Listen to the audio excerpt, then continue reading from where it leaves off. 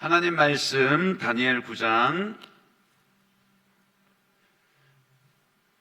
3절에서 19절까지 말씀 교독하겠습니다. 내가 금식하며 베옷을 입고 죄를 덮어쓰고 주 하나님께 기도하며 간구하기를 결심하고 내 하나님 여호와께 기도하며 자복하여 이르기를 크시고 두려워할 주 하나님, 주를 사랑하고 주의 계명을 지키는 자를 위하여 언약을 지키시고 그에게 인자를 베푸시는 이시여, 우리는 이미 범죄하여 패역하며 행악하며 반역하여 주의 법도와 규례를 떠나싸우며 우리가 또 주의 종 선지자들의 주의 이름으로 우리의 고관과 조상들과 온 국민에게 말씀한 것을 듣지 아니하였나이다. 주여 공의는 주께로 돌아가고 수치는 우리의 얼굴로 돌아옴이 오늘과 같아서 유다 사람들과 예루살렘 거민들과 이스라엘이 가까운 곳에 있는 자들이나 먼 곳에 있는 자들이 다 주께서 쫓아내신 각국에서 수치를 당하였사오니 이는 그들이 주께 죄를 범하였음이니이다. 주여, 수치가 우리에게 돌아오고 우리의 왕들과 우리의 고관과 조상들에게 돌아온 것은 우리가 주께 범죄하였음이니이다마는 주 우리 하나님께는 긍휼과 용서하심이 있사오니 이는 우리가 주께 패역하였음이오며 우리 하나님 여호와의 목소리를 듣지 아니하며 여호와께서 그의 종 선지자들에게 부탁하여 우리 앞에 세우신 율법을 행하지 아니하였음이니이다. 온 이스라엘이 주의 율법을 범하고 치우쳐 가서 주의 목소리를 듣지 아니하였으므로 이 저주가 우리에게 내렸으되 곧 하나님의 종 모세의 율법에 기록된 맹세대로 되었사오니 이는 우리가 주께 범죄하였음이니이다. 주께서 큰 재앙을 우리에게 내리사 우리와 및 우리를 재판하던 재판관을 쳐서 하신 말씀을 이루셨사오니 온 천하의 예루살렘에서 일어난 일 같은 것이 없나이다. 모세의 율법에 기록된 대로 이 모든 재앙이 이미 우리에게 내렸사오나 우리는 우리의 죄악을 떠나고 주의 진리를 깨달아 우리 하나님 여호와의 얼굴을 기쁘게 하지 아니하였나이다. 그러므로 여호와께서 이 재앙을 간직하여 두셨다가 우리에게 내리게 하셨사오니 우리의 하나님 여호와께서 행하시는 모든 일이 공의로우시나 우리가 그 목소리를 듣지 아니하였음이니이다. 강한 손으로 주의 백성을 애굽 땅에서 인도하여 내시고 오늘과 같이 명성을 얻으신 우리 주 하나님이여, 우리는 범죄하였고 악을 행하였나이다. 주여, 구하옵나니 주는 주의 공의를 따라 주의 분노를 주의 성 예루살렘 주의 거룩한 산에서 떠나게 하옵소서. 이는 우리의 죄와 우리 조상들의 죄악으로 말미암아 예루살렘과 주의 백성이 사면에 있는 자들에게 수치를 당함이니이다.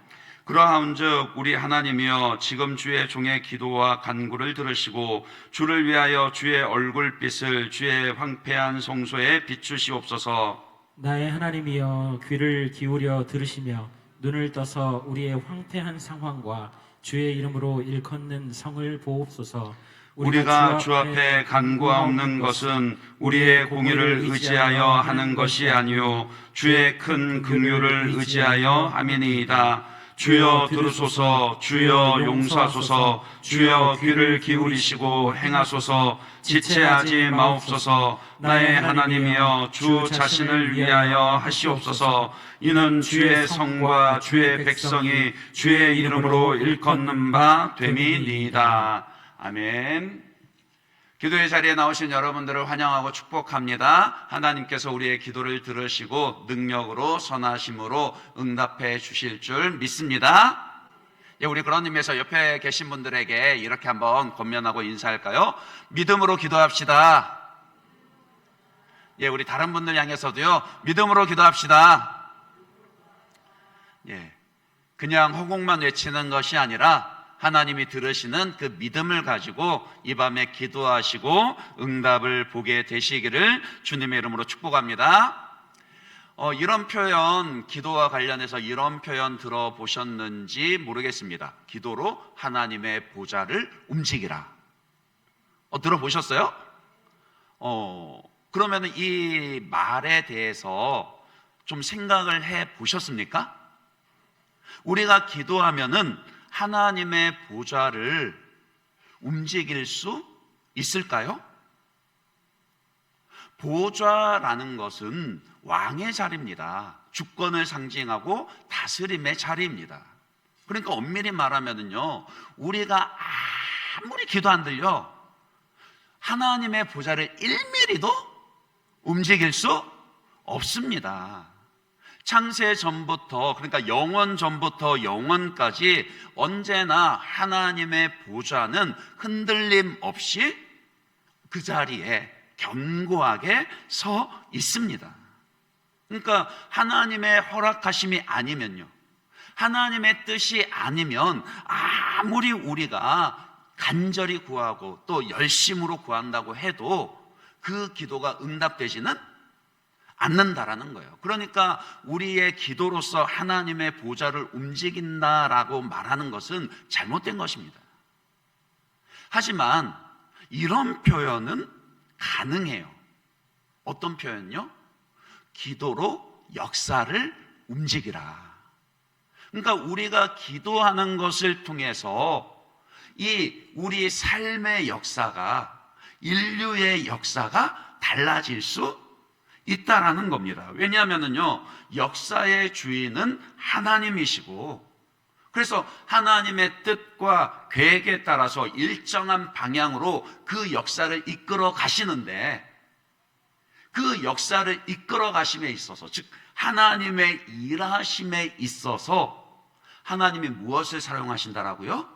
바로 성도의 기도를 사용하십니다. 하나님께서 하나님의 백성된 우리에게 기도하라, 항상 기도하라, 쉬지 말고 기도하라, 그렇게 명령하시는 까닭이 바로 거기에 있습니다. 그 작은 자가 천을 이루며 그 약한 자가 강국을 이룰 것이라, 내가 수년 내에 이 일을 이루리라. 하나님 그렇게 말씀하시고 약속하셨음에도 불구하고, 그러나 내가 너희에게 이루어 주기를 너희가 구해야 할지니라. 그러니까 그렇게 말씀하신 까닭이 바로 그것 때문이라고요.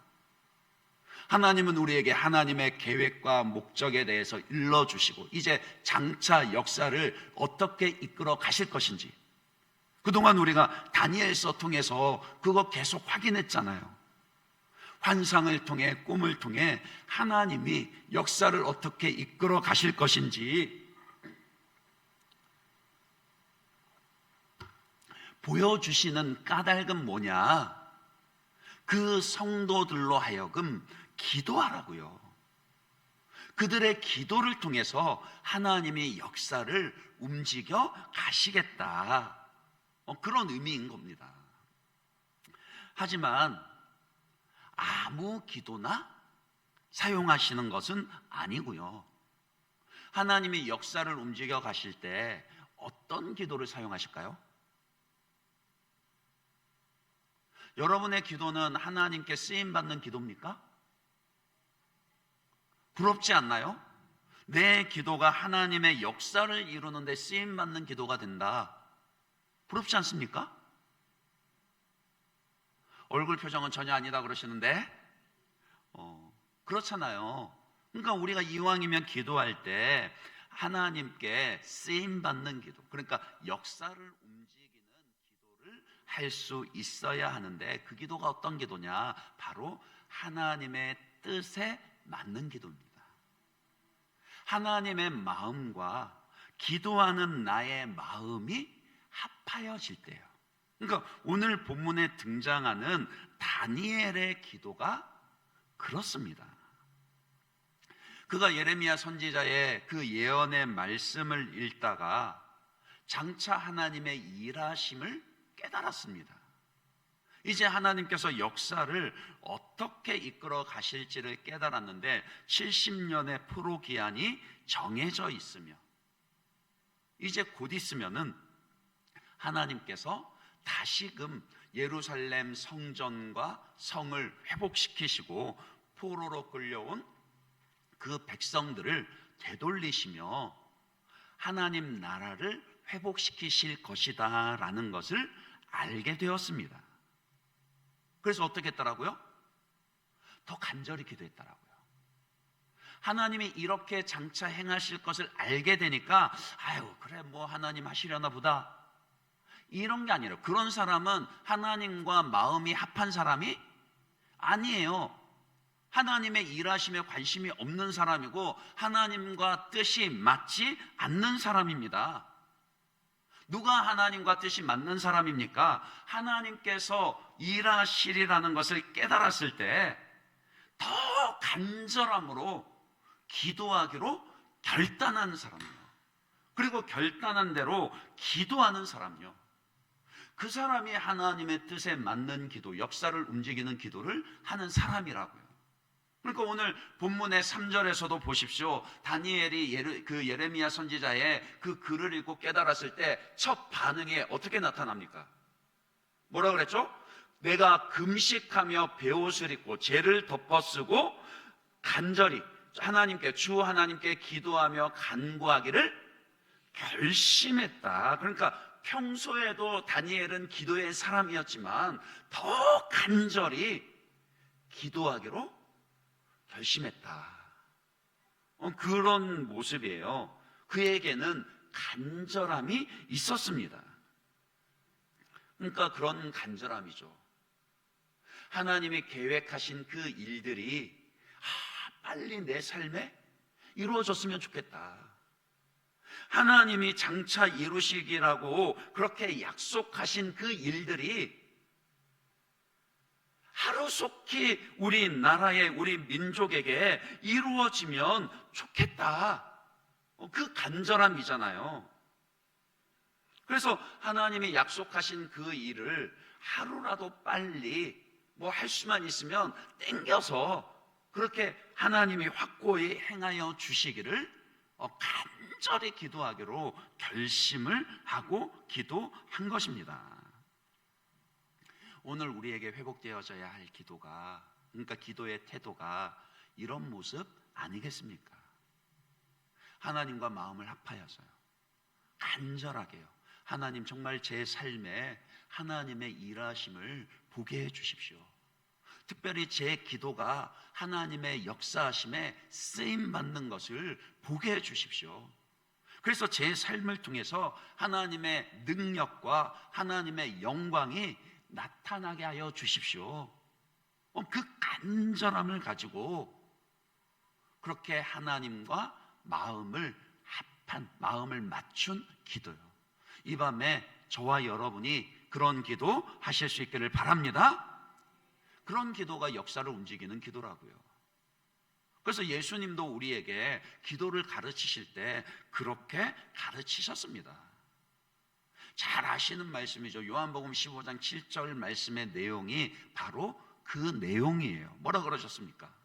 너희가 내 안에 거하고 내 말이 너희 안에 거하면 무엇이든지 원하는 대로 구하라. 그리하면 이루리라. 그러니까 너희가 내 안에 거하고 내 말이 너희 안에 거하면, 하나님과 마음을 합하면, 그러면은 무엇이든지 너희가 구하는 대로 하나님이 역사하실 것이다.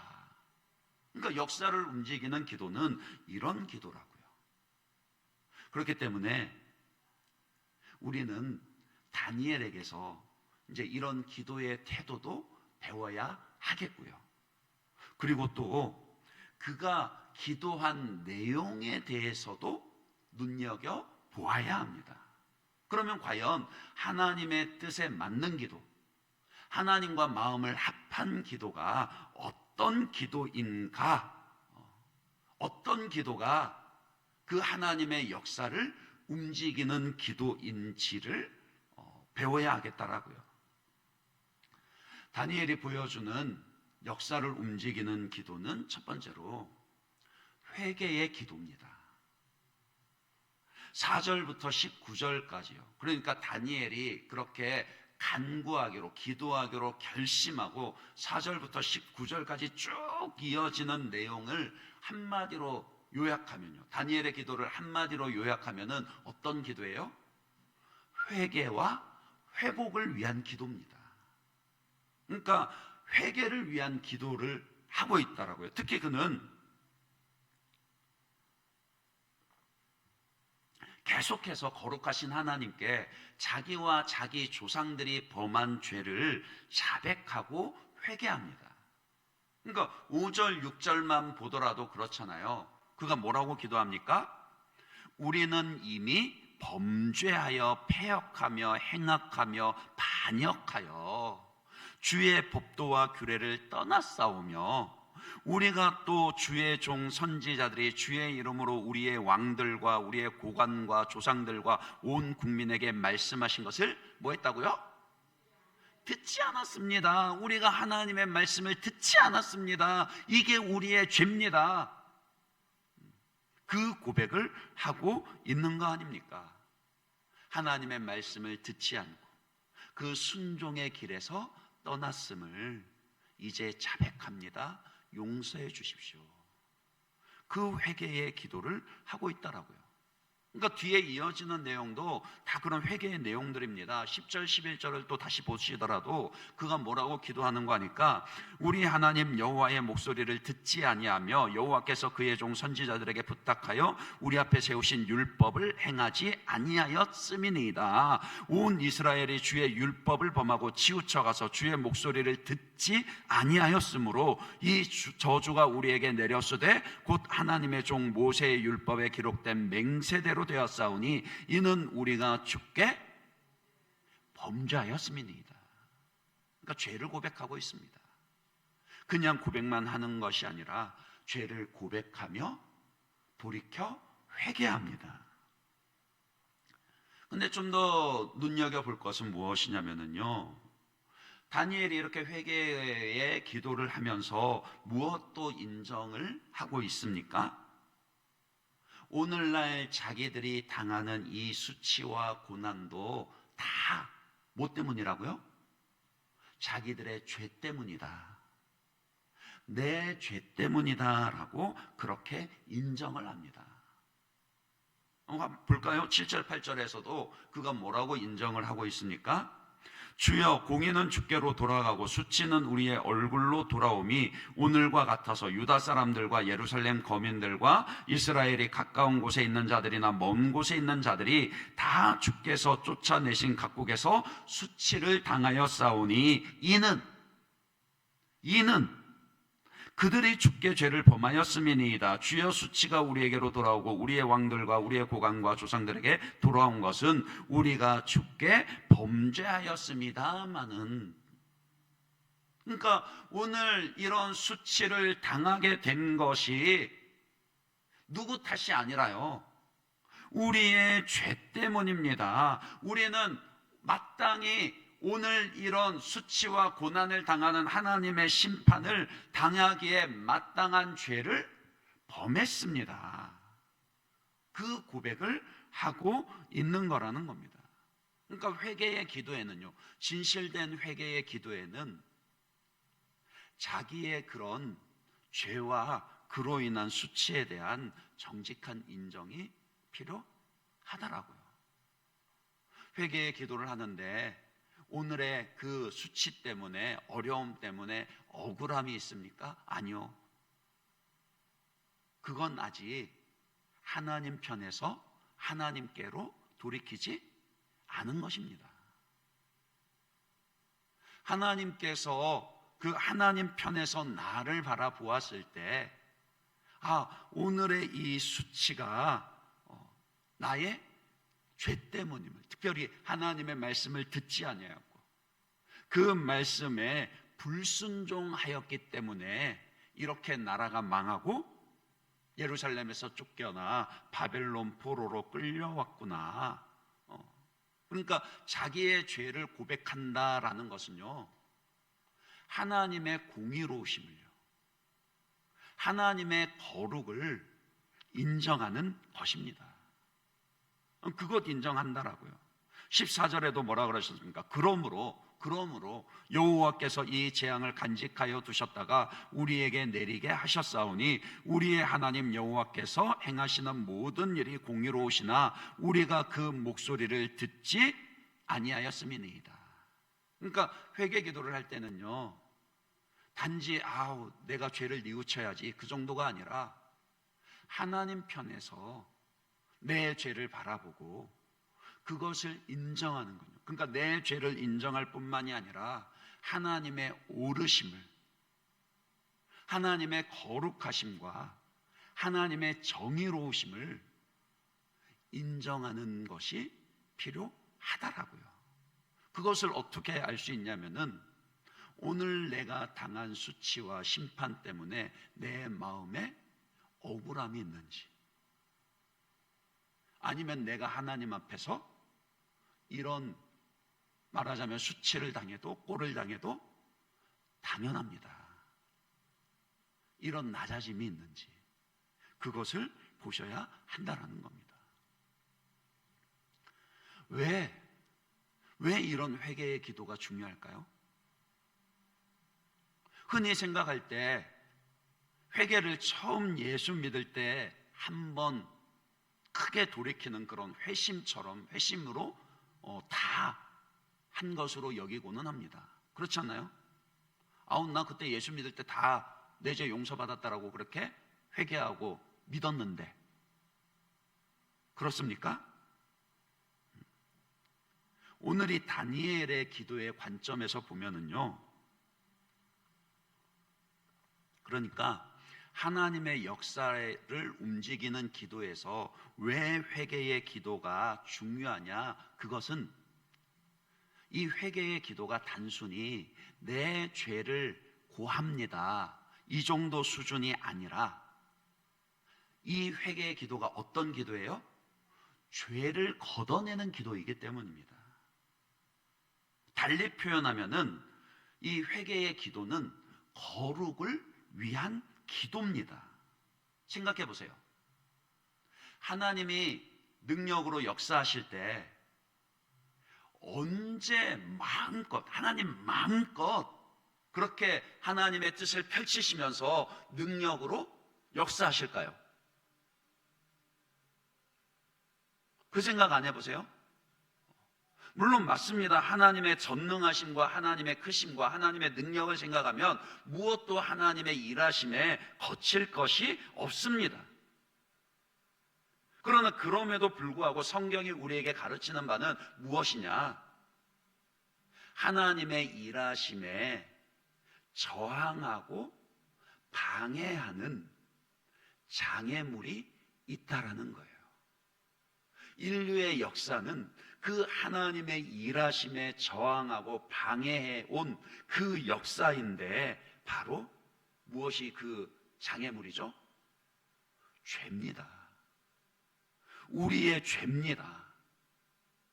그러니까 내 죄를 고백하고 용서받는다, 이 정도 수준이 아니라요, 하나님의 역사심과 관련해서 이 회개의 기도란 뭐냐? 하나님께서 마음껏 일하시도록 하나님의 일하심을 방해하는 마치 그 방지턱과도 같은, 벽과도 같은 우리의 죄를 걷어내는 것, 그것이 회개의 기도라는 거예요. 그래서 뻥 뚫린 도로에 차를 달릴 수 있듯이요, 뻥 뚫린 물길에 강물이 흘러가듯이 하나님의 역사가 뻥뻥 뚫리기 위해서 반드시 우리의 죄를 걷어내는 회개의 기도가 필요한 겁니다. 그러니까 하나님의 역사 가운데 쓰임받는 기도예요. 하나님의 일하심을 강력하게 경험할 수 있는 기도는 우리의 죄를 걷어버리는 이 회개의 기도라는 거예요. 회개하지 않으면 죄는 그대로 남아 있습니다. 따라서 이 죄에서 돌이키는, 죄를 걷어버리는 이 회개의 기도야말로 하나님께서 마음껏 일하시도록 나를 그분의 손에 내어드리는 그런 행위요, 그런 기도라는 거예요. 진실된 회개의 기도를 통해서 거룩을 회복하는 것이야말로 우리 삶에서 하나님의 그 능력과 일하심을 경험하게 되는 가장 확실한 길입니다. 이 밤에 저와 여러분에게 우리의 죄를 걷어버리는요, 그런 진실된 회개의 기도를 통해서 하나님께서 우리 삶에 일하시도록, 능력으로 일하시도록 그 길을 준비하게 되는 그런 은혜가 있으시기를 축복합니다. 다니엘에게서 배우는 하나님의 역사를 위한 기도는요, 두 번째로 회복을 위한 기도입니다. 회복을 위한 기도예요. 다니엘은 이 70년 포로 생활의 이 원인이 말씀드린 것처럼 자기와 자기 조상들의 죄 때문이었다라는 것을 겸손하게 인정하고 회개할 뿐만이 아니라 이제는 이 수치와 고난의 자리에서 회복시켜 달라고 그렇게 간절히 간구하죠. 금식해 가면서 기도합니다. 그러니까 16절에서 18절까지 보시면은 그가 기도한 내용이 그 내용입니다. 거기에 뭐라 그랬습니까? 주여 구하옵나니 주는 주의 공의를 따라 주의 분노를 주의 성 예루살렘 주의 거룩한 산에서 떠나게 하옵소서. 이는 우리의 죄와 우리 조상들의 죄악으로 말미암아 예루살렘과 주의 백성이 사면에 있는 자들에게 수치를 당함이니이다. 그러하온즉 우리 하나님이여 지금 주의 종의 기도와 간구를 들으시고 그 다음에 뭐라고요? 주를 위하여 주의 얼굴빛을 주의 황폐한 성소에 비추시옵소서. 나의 하나님이여 주의 귀를 기울여 들으시며 눈을 떠서 우리의 황폐한 상황과 주의 이름으로 일컫는 성을 보옵소서. 우리가 주 앞에 간구하옵는 것은 우리의 공의를 의지하여 하는 것이 아니요 주의 큰 긍휼을 의지하여 함이니이다. 그러니까 회복을 위해서 기도하는데 어떤 회복을 구하는지를 먼저 보셔야 합니다. 단지 이 포로 생활이 고달프고 너무 힘드니까 주님 이제는 좀 우리가 살만하게 해주십시오. 나그네 그 서름이 너무나도 큽니다. 주님 이제는 우리 삶이 좀 평탄하게 해주십시오. 이 낯선 땅에서도 형통하게 해주십시오. 그런 회복이 아니다라고요. 물론 그런 것도 포함이 되겠죠. 근데 먼저 다니엘이 간절함으로 구하는 것은 무엇입니까? 하나님의 분노를 이제 거두시고요. 그리고는 수치와 황폐한 성소, 그 예루살렘과 그 백성들의 삶에 무엇 해주시기를요? 하나님의 얼굴빛을 비추어 주시기를 간절히 간구합니다. 우리가 회복을 위해서 기도할 때 가장 먼저 사모하며 기도해야 되는 게 바로 그겁니다. 주님, 제게도 주의 얼굴빛을 비추어 주십시오. 이렇게 말씀드리면 좀 막연할 수 있잖아요. 하나님의 얼굴빛을 비춘다라는 것이 무엇이죠? 쉽게 말하면은요, 하나님의 임재와 하나님의 영광입니다. 내 삶의 형편과 내 삶의 그 수준이 회복되는 것을 구하기 전에 먼저 주님, 내게 내 심령과 내 삶 가운데 하나님의 임재와 하나님의 영광을 회복시켜 주십시오. 그러니까 포로로 끌려온 땅에서 다시금 하나님의 진노를 거두시고 얼굴빛을 비춰달라는 게 뭡니까? 하나님이 나와 함께 하신다라는 것을 나타내 보여주시길 원합니다. 하나님이 나와 함께 하심을, 그 주의 영광을 나타내 보여주시길 원합니다. 이 간절함이 있으십니까? 여러분의 기도의 첫 번째 제목은 무엇입니까? 다른 무엇보다도요, 이 하나님의 임재와 하나님의 영광에 대한 목마름으로 회복을 구하셔야 된다라는 거예요. 그러면은 포로된 삶이 회복되고 무너진 예루살렘 성전과 성벽이 재건되는 것은 뭐라고요? 따라오는 거라고요. 먼저 구해야 할 것이 바로 그겁니다. 그런데 다니엘이 하나님의 얼굴빛을 다시 비추어 주시기를, 즉 회복을 간구하는 것은요, 그냥 간구하는 거 아닙니다. 두 가지 확실한 근거를 가지고 간구하는 거예요. 그러니까 우리가 믿음으로 간구한다라는 것은 근거를 가지고 간구한다, 그렇게 이해할 수 있는 거예요. 다니엘이 가진 첫 번째 근거는 무엇이었습니까? 18절 끝에 보면은 그가 뭐라 그랬죠? 우리가 주 앞에 간구하옵는 것은 우리의 공의를 의지하는 것이 아니요, 뭐라고요? 주의 큰 긍휼을 의지하여 함이니이다. 그러니까 우리가 포로로 끌려온 그 수치의 자리 가운데서도요, 아니 설령 그 회개, 그렇게 간절히 회개할 수밖에 없는 죄의 자리 가운데서도 그래도 염치 불구하고 하나님, 그래도 또 한 번 내게 주의 얼굴빛을 비추어 주십시오. 내가 회개하오니 다시금 하나님이 나와 함께 하신다라는 하나님의 임재를 회복시켜 주시고, 내게 하나님의 영광의 빛을 비추사 하나님의 영광을 나타내 보여 주십시오라고 그렇게 기도할 수 있는 것은 뭐 때문이라고요? 나의 공의가 아니라 주님의 큰 긍휼을 의지하기 때문이에요. 하나님의 성품이 우리가 회복을 간구할 수 있는 첫 번째 근거가 됩니다.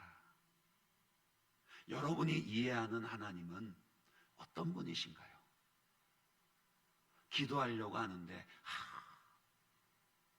내가 이 형편에 이런데 하나님 내 기도 들어주시겠나? 그런 생각이 먼저 드십니까? 아닙니다. 하나님이 어떤 분이신지를, 하나님의 하나님 되심을 더 깊이 묵상하시기 바랍니다. 우리가 하나님께 회복을 구할 수 있는 유일한 근거는요, 나의 공의나 자격 때문도 아니고 내 안에 있는 어떤 가능성 때문도 아니고 이것 이루어 주시면 하나님께 유익이 된다라는 그런 계산 때문도 아니고요. 뭐 때문이라고요? 하나님의 그 크신 긍휼요, 하나님의 하나님 되심 때문입니다. 그리고 다니엘이 믿음을 가지고 회복을 구할 수 있었던 두 번째 근거는 무엇이죠? 바로 하나님이 주신 언약의 말씀입니다. 그러니까 우리는 하나님의 약속을 근거로, 약속의 말씀을 근거로 믿음을 가지고 담대히 간구하여야 한다라고요. 그가 회복을 간구했던 내용이 뭐였습니까? 황폐한 주의 성소에, 그러니까 무너진 예루살렘 성전에 주의 진노를 거두어 주시고 주의 얼굴빛을 비추어 주십시오. 그 얘기는 그냥 쉽게 얘기하면 예루살렘을 재건해 주십시오, 그 뜻이잖아요. 근데 그가 어떻게 그렇게 기도할 수 있습니까? 하나님의 약속이 있었단 말이에요. 특별히 역대하 6장 36절에서 39절 말씀 한번 볼까요? 예루살렘 성전을 건축한 사람이 누구죠? 제가 저 밑에 주일학교 가서 물어보고 올까요? 예루살렘 성전 건축한 사람이 누구죠? 솔로몬 왕입니다. 역대하 4장부터 보시면 솔로몬 왕이 성전을 건축하고 봉헌을 하면서 이제 그의 기도하는 장면이 나오는데, 그의 기도 가운데 이런 내용이 있습니다. 역대하 6장 36절에서 39절입니다.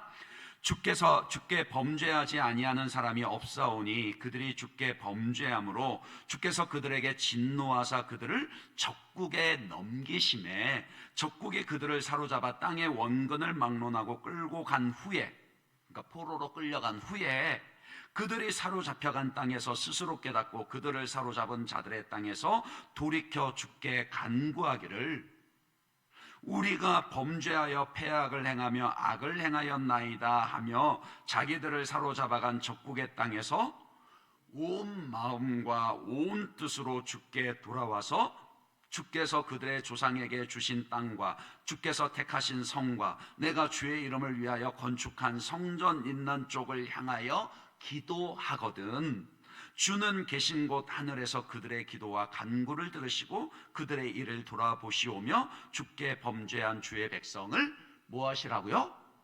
용서하시라고요.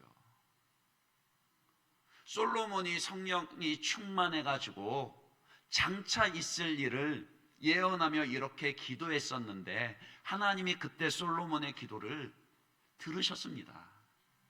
그의 기도를 들으셨다라는 것을 성전 봉헌식 마지막에 사람이 눈으로 볼 수 없을 만큼요 하나님의 그 영광의 빛으로 가득하게 된, 그러니까 하나님의 얼굴빛을 비추신 그 하나님의 임재와 영광을 나타내 보여주셨어요. 그러니까 다니엘이 지금 회복을 위해서 간구하는 것은 그냥 자기의 의지로만 소망을 아뢰는 것이 아니라 하나님의 그 약속을 믿고 그것을 근거로 이제 다시 하나님께서 그 약속대로 우리 민족에게 행하여 주시기를 간구하는 겁니다. 그 전에도 우리가 6장에서도 살펴봤듯이 매일 예루살렘을 향하여서 예루살렘 성전을 향하여서 창문을 열어놓고 하루 3번씩 기도했었던 다니엘이었지만은 이제 예레미야 선지자의 그 말씀요, 그 약속과 예언의 말씀을 읽고서 더 분명한 확신, 믿음을 가지고 작정하고 기도하고 있다라는 겁니다. 오늘 여러분의 삶에도 회복이 필요하지 않습니까? 여러분의 심령과 여러분의 가정 가운데 회복의 은혜가 필요하지 않습니까?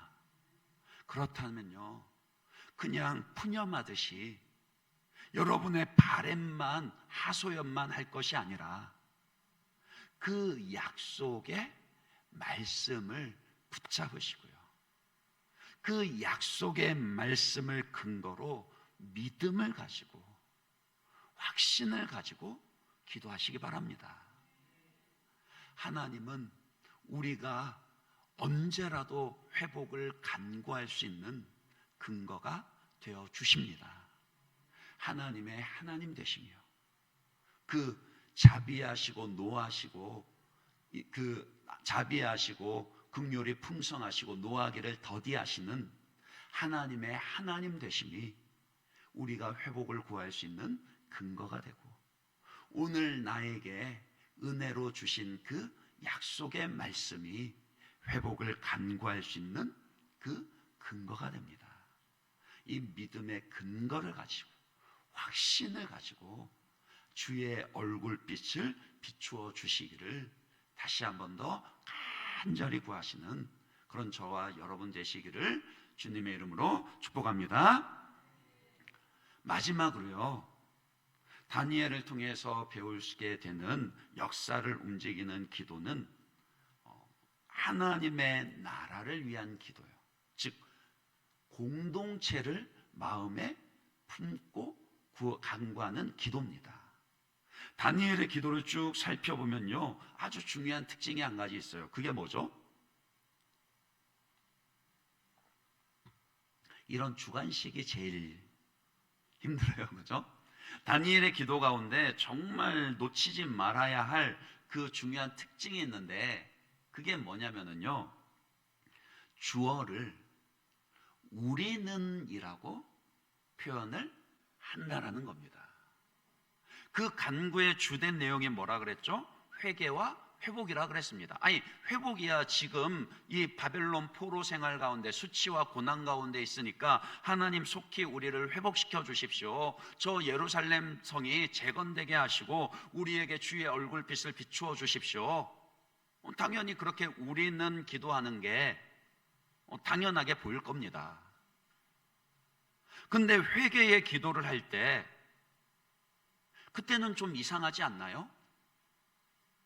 주님, 우리가 주님께 죄를 범했습니다. 주의 말씀을 듣지 아니하고 주의 말씀에 불순종함으로, 여호와 하나님을 떠나고 우상을 숭배함으로 오늘 이렇게 포로로 끌려와서 수치를 당하고 고난 가운데 있습니다.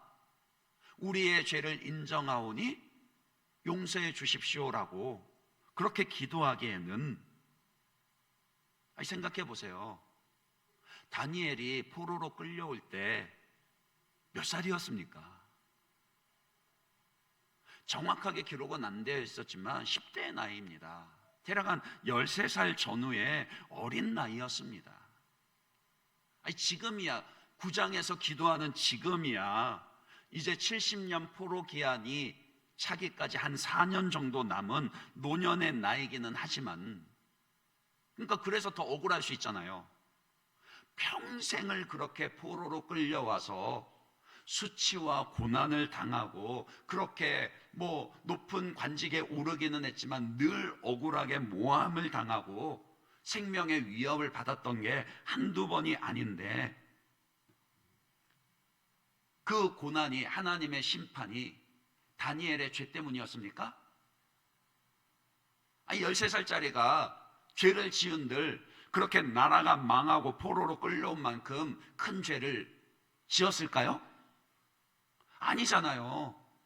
솔직하게 그때 예루살렘이 망하고 그 백성들의 포로로 끌려온 거는 누구 죄고 누구 책임입니까? 다니엘보다 앞선 조상들의 책임이었고, 예루살렘이 망하던 그 시대가 타락하고 죄로 가득했던 시대 탓이잖아요. 아니에요? 그렇다면은 지금 다니엘이 그 공동체의 죄를 끌어안고 우리가 죄를 범했습니다라고 기도하기에는 억울한 거 아닙니까? 저 같으면 그렇게 기도했을 것 같아요. 하나님, 그러니까 회개의 기도를 하더라도, 하나님, 우리 조상들이 죄를 범해서 이렇게 심판을 당할 수밖에 없었지만, 그래도 고생 끝에 자녀된 우리들이 그래도 하나님 앞에 이렇게 회개하니까 우리를 봐서 하나님 좀 용서해 주시고 회복시켜 주십시오. 저는 아마 그렇게 기도를 했을 것 같아요. 근데 다니엘은 어떻게 했다고요? 그들의 죄라고 하지 아니하고 우리의 죄라고. 다시 말해서 나도 그 죄의 자리에 있습니다라고 그렇게 고백하면서 회개의 기도를 한다라는 거예요. 그것은 그의 마음속에 자기 민족 공동체를 품었기 때문입니다. 하나님 나라를 마음에 품고 그렇게 기도하는 기도였기 때문입니다. 그러니까 하나님의 역사를 움직이는 기도는요, 다른 사람을 탓하지 않습니다. 시대를 탓하지도 않고요, 어떤 상황, 다른 상황을 핑계하지도 않습니다. 그러니까 하나님의 역사를 움직이는 그 기도에는요, 억울함이 없어요. 기도하는데 주님, 제가 여러분들 억울한 일 당했을 때 기도하지 말라 그런 뜻 아닙니다. 마음속에 억울함이 있는데 아닌 척 그렇게 하라는 뜻 아닙니다. 억울함이 있을 때 주님께 가지고 나오십시오.